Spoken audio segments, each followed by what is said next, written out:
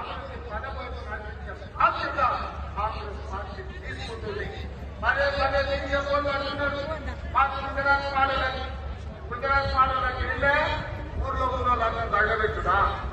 ఇతర రాష్ట్రాలలో పెట్టుబడి ఉంటే వాళ్ళని నిర్వహించే రాష్ట్రానికి కూడా ఊళ్ళో ఎవరి ఆల్రెడీ పాతపడి ఉమ్మడి జిల్లాలకు 10 మంది ఇన్ఛార్జ్ మంత్రులు నిలిచిన ఈ నియోజకవర్గాల నుంచి